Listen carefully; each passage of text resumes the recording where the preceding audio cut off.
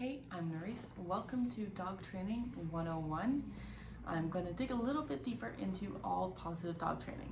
You've probably also heard the term force-free. It's exactly the same thing, same methodology, just different term. All positive dog training is heavily reliant on what trainers like to call high-value rewards, which just means treats, lots and lots of treats. It's awesome. Positively reinforce your dog with praise. That is excellent, and treats, awesome. But there's no way to correct your dog for unwanted behavior. Instead of using corrections, it's a lot of distraction and redirection to take your dog away from unwanted behavior and back onto wanted behavior. But once the high value rewards, the treats, become uninteresting, or there's something that's more interesting than those treats, it sort of stops working. So is it right for your dog? Only you'll know. Now, a lot of all positive dog trainers will cite scientific studies saying that all positive dog training is much more effective than using what's known as aversives. So any sort of correction collar, like an e-collar, a prong collar, a head collar. But we have to look at these studies very, very carefully. Look at who they are funded by, look at the sample size, look at the methodology behind it. And I've found, looking into these, a lot of them are very flawed in how they are done. It sounds great that all positive dog training is, and positive reinforcement only, is the most effective. It tugs on our heartstrings, it sounds great, it plays with our emotions, but looking at these studies, the way that any of these corrections are applied or the corrective tools are introduced is not the way that a real balance trainer would introduce them to the dog, or at least any balance trainer that's worth their weight in money, that's worth listening to. So looking at these studies, a lot of them have very small sample size. The way that any sort of corrections are introduced is the dog's just given a correction and there's no follow-up with positive reinforcement for the wanted behavior. It's a very skewed with how much of correction the dog is getting versus how much positive reinforcement the dog is getting.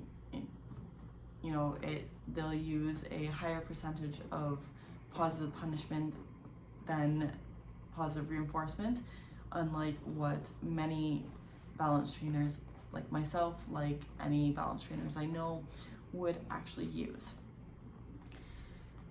So that's just something to think about when it comes to all positive trainers liking to say about how all positive training or force-free training is scientifically backed.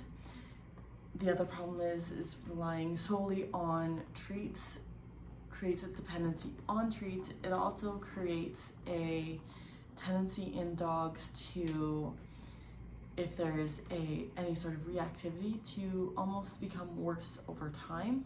Because if you're distracting with treats, say your dog is reactive, they're aggressive towards other dogs, you see another dog, so instead of, you know, your dog reacting to that dog, you throw treats on the ground to distract them before they react to that dog, or they've, you know, seen that dog, they've started showing signs of reacting and throwing treats on the ground, which is a very popular thing that all positive trainers have advised. The dog may start to associate reacting with getting treats, so it may cause them to be more reactive, which is what a lot of all positive trainers tend to say no, it doesn't. But in my experience as an all positive dog trainer, as not an all positive dog trainer, sorry, as a balanced dog trainer has seen. Whereas if I'm giving my dog a correction for any sort of aggression, any sort of reactivity, immediately followed by positive reinforcement when they turn their attention back towards me and are now displaying wanted behavior of focusing on me, praising them, giving my dog a treat if it's something that she's been struggling with, I find that far more effective, and I've trained my dog far quicker to ignore any sort of triggers, to become much less reactive to things outside of, you know, having a bad day, than the distracting with a treat or with a toy is another thing that I've heard, or walking the other direction may have. So in all positive, there's no way to correct your dog for unwanted behavior. Now, they don't want to correct their dog for unwanted behavior, they only want to enforce the wanted behavior.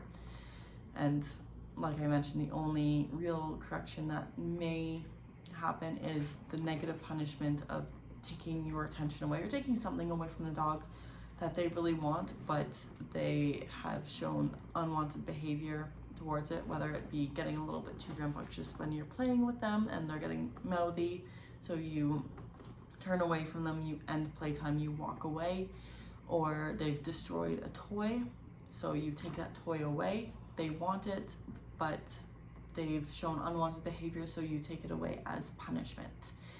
So that's really the only negative punishment. That's the only way to correct your dog for unwanted behavior, is in instances like that. And some all positive trainers will do that. Some all positive trainers don't even do that. They will instead of solely redirect. So if your dog is chewing something up, it is given something else to redirect. So instead of chewing up a toy, they're given a bully stick to chew on that, as a way to apparently tell your dog that it's not okay to chew on the toy, but it's okay to chew on the bully stick. Again, does it work? It might work for your dog. It might not work for your dog. If I've seen all positive dog training work for a handful of dogs, I've seen it work for some dogs up to a certain point, and then they need to add in some balance techniques to get their dog to the next level, to get their dog to be 100%, or not 100%, but 95% reliable, because no dog can be 100% reliable no matter what. They are still living creatures. They still have bad days, just like humans. We all have days where we're slightly off. But balance training, in my opinion, will get your dog there much quicker and much more effectively, and will keep them there, as opposed to all positive dog training may keep your dog at a 80%, 75, 80% reliable, but there may be times where they fail every single time, no matter what, and it's not an option to take them out of that situation ever, or very rarely. And there's also the problem of what happens if you happen to run out of treats. If you're taking your reactive dog on a walk and it just happens to be a situation where, oops, the time of day that you took your dog for a walk, everybody else is taking their dog out for a walk. Maybe you're not expecting it, but it happens sometimes. Throwing treats on the ground every single time, or changing directions every single time, might not be an option. So that's just another thing to think about when deciding what type of training to use. I am not going to dissuade anybody away from all positive dog training if that is what they truly believe in, if that is what they truly want to train their dog in. All the more power to you. But just remember, there may come a point where it's not going to work anymore, or it may just not work for your dog if your dog is not highly food motivated, or the stimulus that your dog is reacting to is just too much to overcome by giving high value rewards alone. So I hope that was informative about all positive dog training. You can dig even deeper into exactly what it is. I don't dig too deep in these videos. I give a little bit extra over the basic methodologies. There's lots of resources out there on all positive dog training. You can Google the different studies that all positive trainers like to talk about, like to say. And if you do, like I mentioned, I just recommend you look into the methodologies, the sample size, how the science of the study is actually done, with a very critical eye, just like you would with any sort of study.